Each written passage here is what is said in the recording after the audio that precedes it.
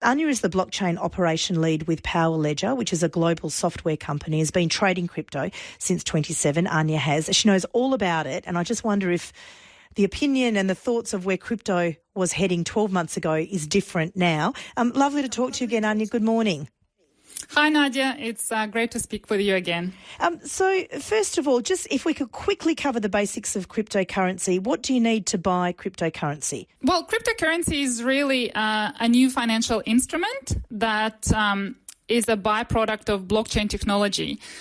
So it's a lot of people see it just as another asset type, something to invest in, and a lot of people see it as a fantastic technology that's going to replace traditional financial systems. And so you need a blockchain account and like a bank account, basically, to hold your crypto. Yes. So the most widely used blockchain network is Ethereum. So anyone can open up an Ethereum wallet or an address.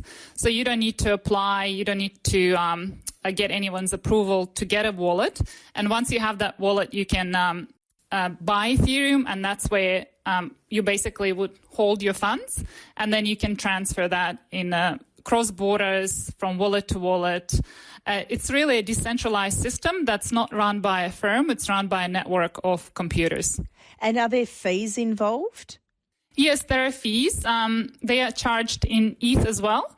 So those fees are a bit different to how the banking fees traditionally work, where if you're making a bank transfer, it might be a percentage of the amount. So you might pay 3% of $1,000 or $1 million, where on blockchain networks, it's the same fee regardless of the value of the cryptocurrency that you're transacting.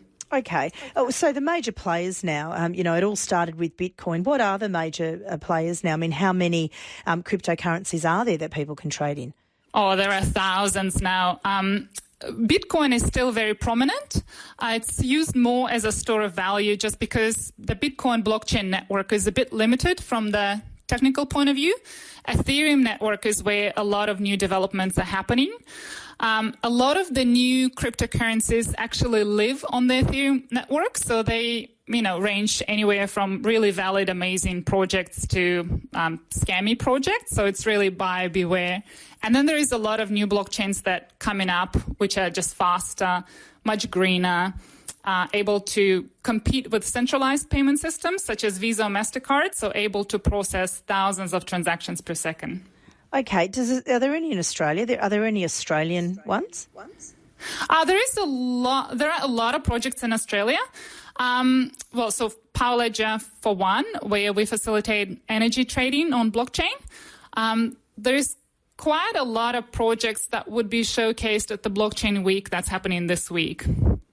I'm speaking with Anya Nova. She's the blockchain operation lead with Powerledger, a global software company, headquartered in Perth, mind you. And we're just talking about the future of cryptocurrency and how it's widely being used. And it's interesting because I want to talk about, I guess, what has changed in the past year that is seeing, or 2 years even, that is seeing a wider use of cryptocurrency, including with, some foreign governments. I think the technology matured to a point where it's becoming more and more attractive. There is lots of engineers and developers that are building on top of the blockchain technology. So we're seeing things like exchanges being built on blockchain. We're seeing things like swaps and various financial instruments. We're also just seeing a lot of people, well, I personally have seen a lot of people get into crypto for the first time. So definitely massive adoption, especially in sort of a younger demographic. I think close to 60% of Australians now hold crypto, so that's been a really good year. But what about the risks involved? I mean, because that's what a lot of skeptics say, like it is so risky and the prices are so volatile. Well, I guess it depends on how you define risk, because using blockchain and buying cryptocurrency certainly requires a minimum level of computer literacy. People need to know how to manage their passwords, how to manage internet security. So there is a bit of a skill that sort of comes with that. And if you don't have those skills, you can lose all of your crypto very quickly. So that's one of the main risks.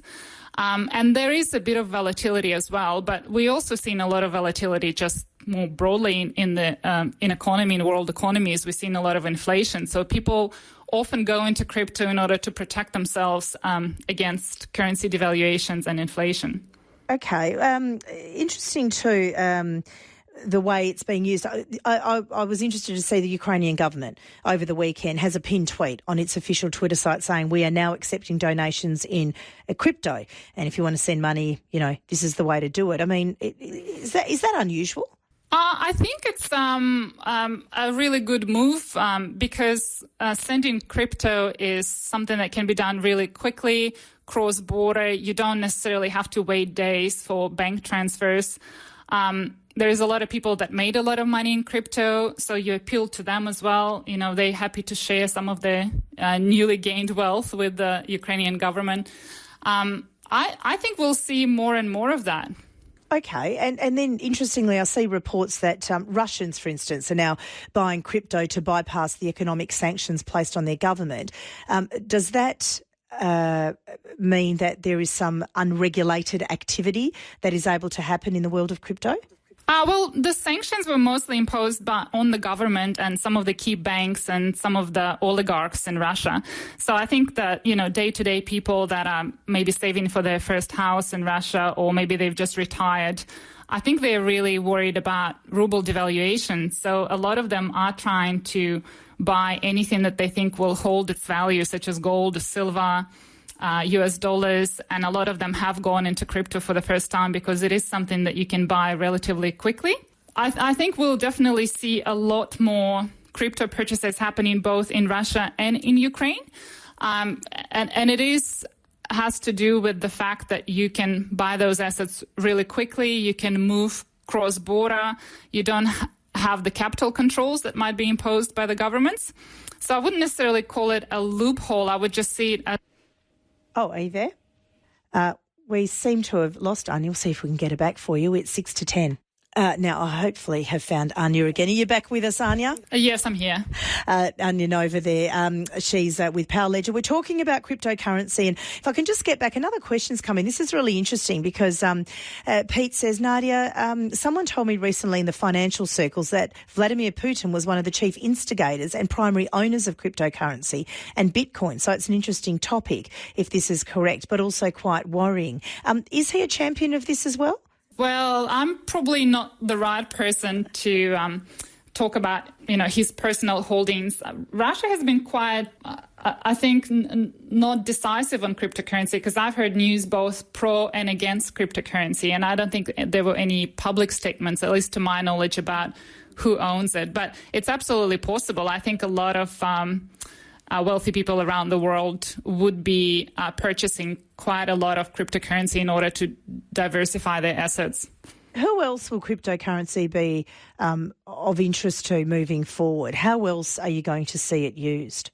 I'm just seeing, I think, a lot more people purchasing crypto. I think it's going to become the norm. I think in retirement accounts, investment accounts, we'll see shares, we'll see crypto.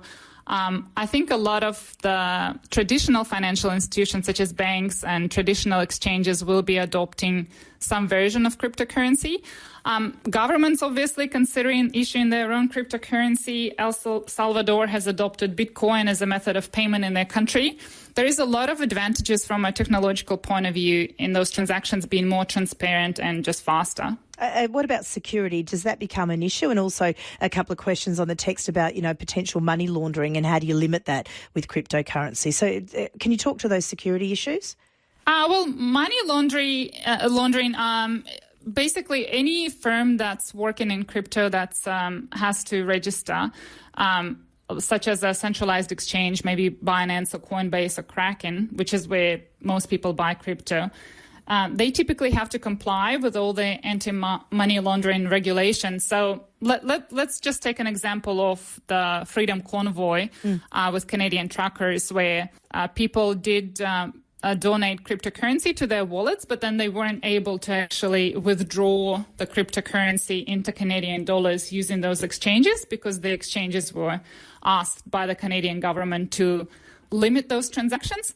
So cryptocurrency is absolutely regulated, and it does have to follow legislation, and including anti-money laundering legislation in various countries. And that's typically happening on the off-ramp and on-ramp into various exchanges. So as long as you want to keep your wealth in crypto, government cannot veto the transactions, but when you're trying to actually convert that into dollars, that's where potential restrictions could be implemented. Okay, and finally, and we've only got about 30 seconds left, India and China are launching their own digital currencies. Do you think this will happen in Australia one day as well? Well, I think we're certainly moving that way. I think it will happen. If you think about it, a lot of our money is already digital. You're probably not carrying a suitcase of cash with you. You just log into your online bank and you're seeing numbers on your account. And what are those numbers? It's just your balance that's sitting on some database on a ledger.